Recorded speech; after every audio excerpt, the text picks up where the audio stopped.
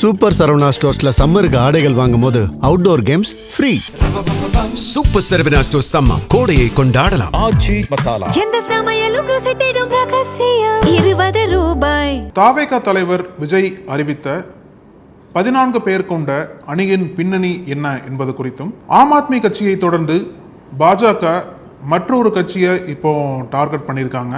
அந்த கட்சி எந்த கட்சி, அதுக்கு பின்னாடி இருக்கக்கூடிய ஆபரேஷன் என்ன என்பது குறித்தும், தமிழ்நாட்டில் தமிழக காங்கிரஸ் கமிட்டியோடைய அடுத்த தலைவர் யார் அப்படின்றது குறித்தும் இந்த நிகழ்ச்சியில் நம்ம பார்க்க போகிறோம். Welcome to sensation.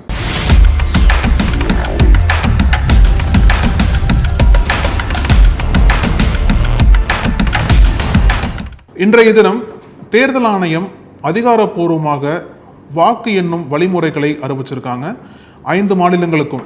அதாவது இன்னையோட வெஸ்ட் பெங்கால் 2ஆம் கட்ட வாக்குப்பதிவுக்கான பிரச்சாரம் இன்னையோட முடிவுக்கு வருது.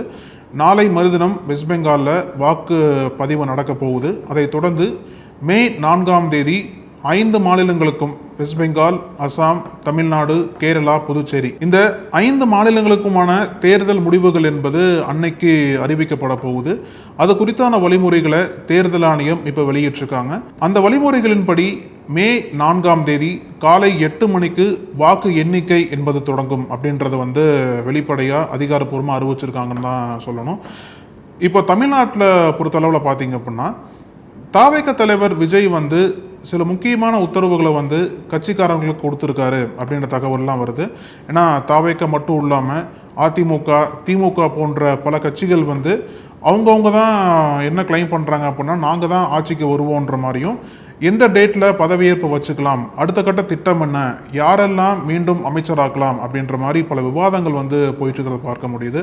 முன்னாடியே பேசினது மாதிரி விஜய் மே 8ஆம் தேதி பதவியேற்க போகிறாருன்னு சொல்லிட்டு அவங்க கட்சிக்காரங்க ஒரு விதமாக ட்ரெண்ட் பண்ணிட்டு இருக்காங்க. அதிமுக தரப்பிலிருந்து இன்னைக்கு என்ன பேசப்படுது அப்படின்னா, மே 9ஆம் தேதி அதிமுக தலைமை நாள் குறிச்சிட்டாங்க. அன்றைய தினம் தான் எடப்பாடி பழனிசாமி மீண்டும் சிஎம்மா பதவியேற்க போறாருன்னு சொல்லிட்டு ஒரு தகவல் இன்னைக்கு சர்க்குலேட் ஆகிட்டு இருக்கு சோசியல் மீடியா முழுக்கவே. அது மட்டும் இல்லாமல் இந்த கட்சிகளுக்கிடையே யாரெல்லாம் அமைச்சராக கொண்டு வருது அப்படின்ற லாபி பெருசாக உள்ள பேசப்பட்டு இருக்கு. ஸோ இதெல்லாமே மே 4ஆம் தேதி எது உண்மை, எது ஒரு இல்லூசன், எது பொய் அப்படின்றத வெளிப்படையாக தெரிஞ்சிடும்.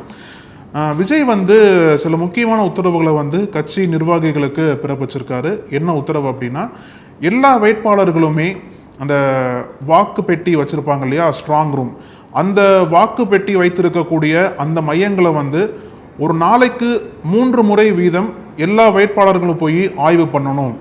என்ன ஆய்வு பண்ணணும் அப்படின்னா, அங்கே வைக்கப்பட்டிருக்கக்கூடிய இவிஎம் மிஷின்ஸ் எல்லாமே சேஃபாக செக்யூர்டாக இருக்கா அப்படின்றத ஒவ்வொரு தாவேகா வேட்பாளரும் ஒரு நாளைக்கு 3 முறை வீதம் தொடர்ந்து ஆய்வு பண்ணுங்க அப்படின்ற மாதிரி ஒரு உத்தரவு ஏற்கனவே போட்டிருந்தாரு. அந்த உத்தரவுக்கு பின்னணி என்ன அப்படின்னா, இந்த மாதிரி வாக்கு எண்ணிக்கை எல்லாம் வெளிப்படையாக நடக்கணும், எல்லாமே செக்யூர்டாக இருக்குது, அந்த ஸ்ட்ராங் ரூமை சுற்றி எப்போவுமே பாதுகாப்பு படையினர் நிற்கிறாங்க அப்படின்றது எல்லாமே நீங்கள் என்ஷூர் பண்ணுங்க அப்படின்ற மாதிரி ஒரு உத்தரவு என்பது எல்லா வேட்பாளர்களும் கொடுக்கப்பட்டது. அதைத் தொடர்ந்து இன்னொரு உத்தரவு என்ன அப்படின்னா, ஒவ்வொரு வேட்பாளர்களுக்கும் 14 பேர் அடங்கிய ஒரு அணியை விஜய் அமைக்க சொல்லி உத்தரவு போட்டிருக்காரு. அந்த 14 நபர்கள் கொண்ட அணி என்பது ஒவ்வொரு வேட்பாளர்களுக்கும் வாக்கு எண்ணிக்கை நடைபெறும் சமயத்தில் அவங்களோட இருந்து யாரெல்லாம் நமக்கு வாக்கு போட்டிருக்காங்க, வாக்குகள் என்பது சரியாக எண்ணப்படுதா, அது மட்டும் இல்லாமல் அவங்களோட டேட்டாவை வச்சு கம்பேர் பண்ணி பார்த்து அந்த டேட்டாவுக்கு ஏற்ற மாதிரி வாக்கு சதவிகிதம், வாக்குப்பதிவு என்பது நடந்திருக்கா அப்படின்றதெல்லாம் செக் பண்ணுறதுக்காக இந்த ஒரு 14 பேர் அடங்கிய ஒரு அணியை தாவேகா தலைமை போட்டிருக்காங்க. ஒவ்வொரு வேட்பாளருக்கு பின்னாடியும் இந்த அணி செயல்படும் அப்படின்ற மாதிரி கட்சிக்குள்ள பேசிட்டு இருக்கிறாங்க. ஸோ வாக்கு எண்ணிக்கை சமயத்தில் வேட்பாளரோட இந்த அணியினரும் சேர்ந்து அவங்களோட டேட்டாவை வச்சு எப்படிலாம் வாக்குப்பதிவு நடக்குதுன்றதை தாவேகா தலைமைக்கு ரிப்போர்ட் பண்ண போகிறதாகவும் சொல்கிறாங்க. அதைத் தொடர்ந்து தமிழ்நாட்டில் இன்னைக்கு இன்னொரு பெரிய பேசுபொருள் என்ன அப்படின்னா, தமிழக காங்கிரஸ் கமிட்டியோட அடுத்த தலைவர் யார் அப்படின்ற ஒரு விவாதம் என்பது இன்னைக்கு தலைப்பு செய்தியாக மாறி இருக்குன்னு தான் சொல்லணும். நான் ஏற்கனவே இப்போ இருக்கக்கூடிய தலைவர் செல்வ பெருந்தகை அறிவிச்சிட்டாரு, இந்த தேர்தல் முடிஞ்சதுக்கப்புறம் நான் பதவியிலிருந்து விலகிறேன் அப்படின்றத வெளிப்படையாக அறிவிச்சிட்டாரு. ஏன்னா அவருக்கு எதிராக இந்த மாதிரி கட்சிக்குள்ளிருந்தே பல தலைவர்கள் செயல்பட்டாங்க. செல்வ பெருந்தகையோட தலைமையை வந்து ராகுல் காந்தியே வர விரும்பலை அப்படின்ற மாதிரி பல தகவல்கள்லாம் பேசப்பட்டது.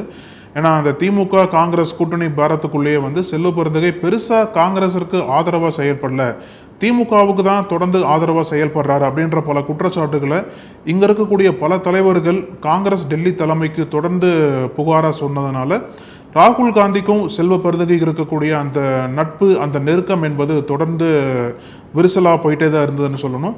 அதை தொடர்ந்து தான் செல்வ பெருந்தகையே அவரை சுற்றி பல அழுத்தங்கள் இருந்ததுனால செல்வ பெருந்தகையே வெளிப்படையாக அறிவிச்சார். இப்போ தமிழ்நாட்டு தேர்தல் என்பது முடிஞ்சிருச்சு, வாக்கு எண்ணிக்கை மட்டும்தான் நடக்கணும். வாக்கு எண்ணிக்கை முடிஞ்சதுக்கப்புறம் காங்கிரஸ் டெல்லி தலைமை வந்து தமிழ்நாட்டுக்கான அடுத்த தலைவர் யார் அப்படின்றத வந்து அறிவிப்பாங்கன்னு சொல்கிறாங்க.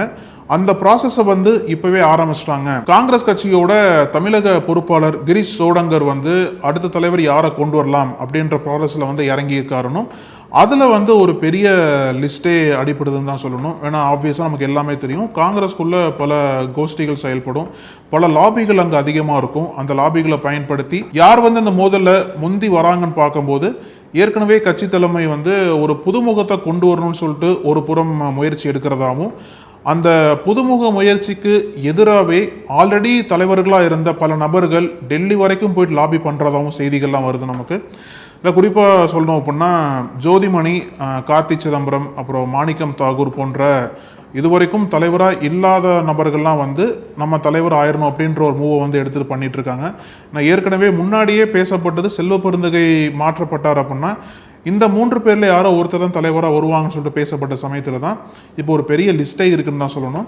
அந்த லிஸ்ட்டில் யாரெல்லாம் இணைகிறாங்க அப்படின்னா இதற்கு முன்னாடி தலைவர்களாக இருந்த திருநாவுக்கரசர், அப்புறம் வந்து KS அழகிரி, அப்புறம் கிருஷ்ணகிரியை சேர்ந்த காங்கிரஸ் முன்னாள் MP செல்லகுமார், அப்புறம் KV தங்கபாலு போன்ற பல சீனியர்களும் மீண்டும் அந்த பதவி நம்ம வந்துடணும் அப்படின்ற மாதிரி பல முயற்சிகள் எடுத்துகிட்டு இருக்காங்க. மே 4க்கு அப்புறம் எப்படி வந்து காங்கிரஸ் பெர்ஃபார்ம் பண்ணுறாங்க அப்படின்றத பார்த்து யாருக்கு இந்த பதவியை நம்ம கொடுக்கலாம் அப்படின்ற முடிவை வந்து காங்கிரஸ் கட்சி தலைமை எடுக்க போகிறாங்க.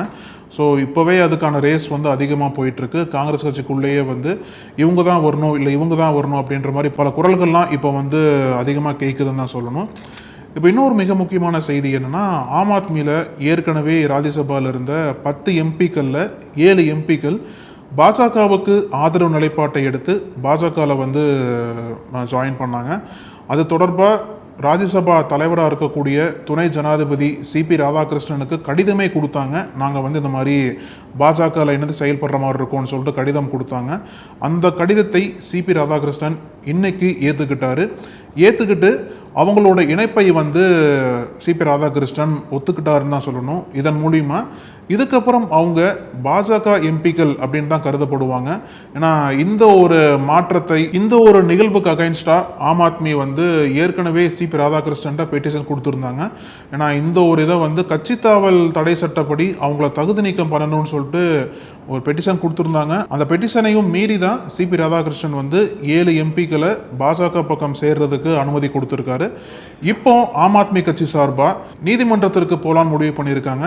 எப்படியாச்சும் இந்த 7 பேரோட பதவியை வந்து நீக்கிடணும் அப்படின்ற மாதிரி முயற்சிகள் ஆம் ஆத்மி எடுத்துட்டு இருக்காங்க. ஏன்னா ஆம் ஆத்மி கட்சி சார்பாக தேர்ந்தெடுக்கப்பட்ட MPக்களை பாஜக வந்து விலைக்கு வாங்கிட்டாங்க, பாஜக வந்து வளைச்சு போட்டாங்க அப்படின்ற கோபமும் அப்படின்ற ஒரு ஆதங்கமும் ஆம் ஆத்மி கட்சிக்குள்ளேயே எழுந்திருக்கு. அதனால இந்த 7 பேரை எப்படியாச்சும் தகுதி நீக்கம் பண்ணிடணும் அப்படின்னு நடவடிக்கையோடு அவங்க நீதிமன்றத்திற்கு போயிருக்காங்க. ஆனால் இந்த 7 MPக்கள் இவங்க வந்து CP ராதாகிருஷ்ணனுடைய அனுமதியோடய செயல்படுறதுனால இவங்களுக்கு பெருசாக பாதிப்பு வராது. அது மட்டும் இல்லாமல் 10ல் 7 பேர், அதாவது 3ல் 2 பங்கு உறுப்பினர்கள் மற்ற கட்சிக்கு போனாங்க அப்படின்னா அந்த கட்சி தாவல் தடை சட்டம் வந்து செல்லுபடி ஆகாது. அதனால இவங்க கொஞ்சம் ரிலீஃபாக இருக்காங்க, எந்த பாதிப்பு இருக்காதுன்னு சொல்லிட்டு ரிலீஃபாக இருக்காங்க அந்த 7 பேரும். இந்த 7 MPக்கள் பாஜக வசம் வந்ததுனால பாஜகவுடைய மெஜாரிட்டி ராஜ்யசபாவில் கூடியிருக்குன்னு தான் சொல்லணும். ராஜ்யசபாவோட எண்ணிக்கை என்பது 245 MPக்கள் கொண்ட ஒரு அவை. அதில் மெஜாரிட்டியாக வரணும் அப்படின்னா 123 MPக்கள் வந்து உங்கள் சைடில் இருந்தால் மட்டும்தான் நீங்கள் மெஜாரிட்டியாக வர முடியும். ஆனால் பாஜகவுக்கு தனிப்பட்ட முறையில் பார்த்தோம் அப்படின்னா இந்த 7 பேரோட சேர்த்து 113 MPக்கள் தான் இருக்காங்க. ஆனால் பாஜக கூட்டணி என்டிஏவாக பார்த்தோம் அப்படின்னா 136 எம்பிக்கள் ராஜ்யசபாவில் இருக்காங்க. ஸோ தொடர்ந்து இந்த மாதிரி பல கட்சிகளை சேர்ந்த எம்பிக்களை பாஜக வந்து தன்வசம் இழுக்கிறதன் மூலிமா அதோட மெஜாரிட்டியை வந்து இன்க்ரீஸ் பண்ணுறதுக்கான முயற்சிகள் ஈடுபட்டிருக்காங்கன்னு சொல்லிட்டு வெளிப்படையாகவே தெரியுது. லோக்சபாவில் மெஜாரிட்டியாக இருந்தாலும் ராஜ்யசபாவில் இன்னும் அதிகமான மெஜாரிட்டி வந்தால் மட்டும்தான் இந்த பில்ஸ் எல்லாம் பாஸ் பண்ண முடியுன்றது மாதிரி சொல்கிறதுனால இன்னும் அதிக கட்சிகளை வந்து பாஜக குறிவைக்க போகிறாங்க. அதில் குறிப்பாக அடுத்த கட்சியாக பாஜக எதை டார்கெட் பண்ணியிருக்காங்க அப்படின்னா மகாராஷ்டிராவை சேர்ந்த உத்தவ் தாக்கரே சிவசேனாவை தான் பாஜக இப்போ வந்து குறி வச்சிருக்காங்க. ராஜ்யசபா மட்டும் இல்லாமல் லோக்சபாலேயே கூட உத்தவ் தாக்கரே கட்சியை சேர்ந்த 9 எம்பிக்கள் அங்கே இருக்காங்க. ராஜ்யசபாவில் அந்த கட்சிக்கு வெறும் 2 எம்பிக்கள் தான் இருக்காங்க. அதனால் லோக்சபாவை சேர்ந்த எம்பிக்களை வந்து அவங்க வசம் பாஜக வசம் இழுக்கிறதுக்காண்டி பல முயற்சிகள் இப்போ வந்து பாஜக எடுத்திருக்காங்கன்னு தான் சொல்லணும். ஏற்கனவே சிவசேனாவை 2ஆக உடைத்த பெருமை, 2ஆக உடைத்த அந்த நற்பெயர் எல்லாமே வந்து பாஜக தான் போய் சேரும். மகாராஷ்டிராவில் உத்தவ் தாக்கரே வெர்சஸ் ஏக்நாத் ஷிண்டே அப்படின்ற 2 ஃபேக்ஷனை வந்து இப்போ உருவாக்குனதுக்கு பின்னாடி பாஜக தான் இருக்காங்க. இப்போ ஏற்கனவே ஏக்நாத் ஷிண்டே தலைமையில் இருக்கக்கூடிய சிவசேனா தான் ஒரிஜினல் சிவசேனான்னு சொல்லிட்டு அங்கீகரிக்கப்பட்டுட்டாங்க. அதனால உத்தவ் தாக்கரே வந்து வேற சின்னத்தில் அவரோட சிவசேனா வந்து தொடர்ந்து வழிநடத்திட்டு இருக்காரு. இப்போ போன ஆண்டு நடந்த மகாராஷ்டிரா சட்டசபை தேர்தலில் கூட அவருக்கு தோல்வி தான் கிடைச்சது. ஆனால் 2024ஆம் ஆண்டு நடைபெற்ற லோக்சபா தேர்தலில் உத்தவ் தாக்கரே சிவசேனாவிற்கு 9 லோக்சபா எம்பிக்கள் கிடைச்சாங்க. இதன் மூலிமா அவருடைய இருப்பு என்பது டெல்லியில் வந்து உறுதியாச்சு. இப்போ அந்த 9 எம்பிக்களுக்கும் பாஜக வந்து குறி வச்சிருக்காங்க. அதுல மிக முக்கியமான எம்பியா இருக்கக்கூடிய சஞ்சய் ஜாதவ் தான் இந்த ஒரு முயற்சியை எடுத்து மற்ற எம்பிக்கள் எல்லாத்தையும் வந்து பாஜக வசம் கொண்டு வரதுக்கான வேலையை பார்த்துட்டு இருக்காருன்னு சொல்றாங்க. சஞ்சய் ஜாதவ் வந்து தொடர்ச்சியா உத்தவ் தாக்கரே கூட்டுற பல கூட்டங்களில் வந்து கலந்துக்க மாட்டாரு, ஏதோ ஒரு வகையில் டிஸ்டன்ஸ் மெயின்டைன் பண்றாரு, கட்சியோட தொடர்பே இல்லை அவர் அப்படின்ற மாதிரி கடந்த பல நாட்களாக பேசப்பட்டு வருது. சமீபத்தில் கூட சஞ்சய் ஜாதவ் வந்து அமித்ஷாவை பார்த்து பேச்சுவார்த்தை பண்ணதாகவும் பாஜக இணையறதுக்கு தயாராயிட்டாரு அப்படின்ற மாதிரியும் பல தகவல்கள்லாம் வந்தது. சஞ்சய் ஜாதவை தொடர்ந்து அவரோட சேர்ந்து இன்னும் பல எம்பிக்கள் எல்லாமே வந்து வேண்டாம், உத்தவ் தாக்கரேவோட நம்ம செயல்பட்டது போதும், இன்னொரு கட்சிக்கு போகலாம், பாஜகவில் போய் சேர்ந்தலான்னு சொல்லிட்டு முடிவோடு இருக்கிறதாகவும், கூடிய விரைவில் இந்த அனைத்து எம்பிக்களும் பாஜகவை நோக்கி போறதுக்கான வாய்ப்புகள் அதிகமாக இருக்கு. இதன் மூலிமா ஏற்கனவே உடைத்த சிவசேனாவை மீண்டும் ஒரு முறை பாஜக வந்து உடைக்க போறாங்கன்னு தான் தெரியுது நமக்கு. இது ஒரு புறம் வந்து ஏக்நாத் ஷிண்டே மூலிமா இந்த எம்பிக்கள் ஃபர்ஸ்ட் பேசுறாங்கன்னு சொல்லப்பட்டாலும் ஏக்நாத் ஷிண்டேயோட கட்சிக்காரங்களா அதை மறுக்கிறாங்க. நாங்கள் வந்து அவங்கள்ட்ட கான்டாக்டே கிடையாது, நாங்கள் பேசுறதே இல்லை அவங்கள்ட்ட, அப்புறம் எப்படி நாங்கள் வந்து அவங்கள்ட்ட பேசி அவங்கள பாஜகவை நாமளே கூப்பிட்டு வருவோம்னு சொல்லிட்டு அவங்க மறுப்பு தெரிவிக்கிறாங்க.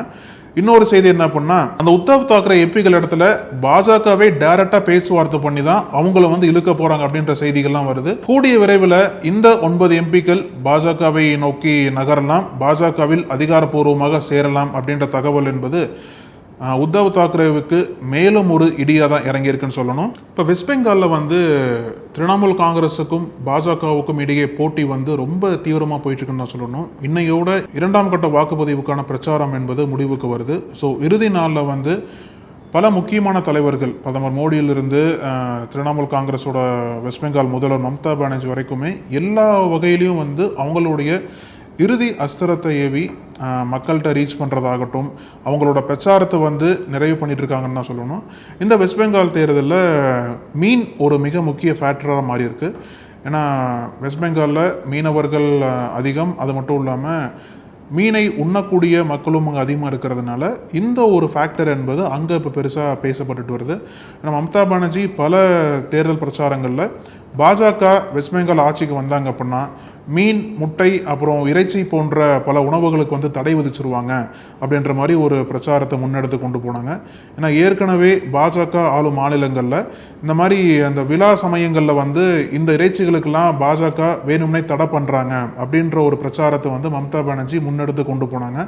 இது வந்து அங்கே ஒர்க் அவுட் ஆகவும் செஞ்சது. ஏன்னா அங்கே இருக்கக்கூடிய மக்கள்லாம் இறைச்சியை விரும்பி சாப்பிடக்கூடிய மக்கள் இடத்துல இது வந்து அந்த மாதிரி தடை வந்துச்சு அப்படின்னா எப்படி நம்மளால் இது பண்ணுறது அப்படின்ற மாதிரி பாஜகவுக்கு எதிராக சில மக்கள் வந்து அங்கே திரும்ப ஆரம்பித்ததை வந்து வெளிப்படையாகவே பார்க்க முடிஞ்சது.